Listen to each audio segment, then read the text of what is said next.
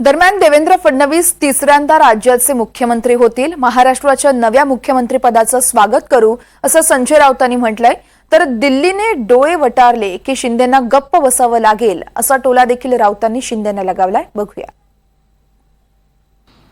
इतकं प्रचंड बहुमत मिळून सुद्धा मुख्यमंत्री ठरवायला आणि सरकार स्थापन करायला 8-8, 10-10 दिवस लागतात। बहुमत असताना सुद्धा इतकं बहुमत आहे।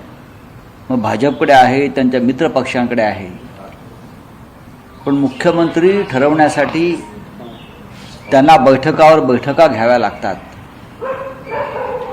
पण आता जर मुख्यमंत्री कोणी ठरला असेल तर आम्ही त्याचे स्वागत करू। राज्याचा मुख्यमंत्री आहे की महाराष्ट्रात मुख्यमंत्री कोण असावं, महाराष्ट्रामधलं प्रशासन कसं असावं, महाराष्ट्रामध्ये पोलीस महासंचालक, मुंबईचा पोलीस आयुक्त कोण असावं, महाराष्ट्रातल्या कोणत्या खात्याकडे, नेत्याकडे कोणती खाती असावीत, महाराष्ट्रातला कोणता व्यापार कोणी करावा, हे सगळं दिल्लीतून मोदी शहा ठरवतायत। आणि आमच्या महाराष्ट्राचं नेतृत्व हे त्यांच्या पुढे माना झुकवून उभा आहे, जी हुजूर करताय।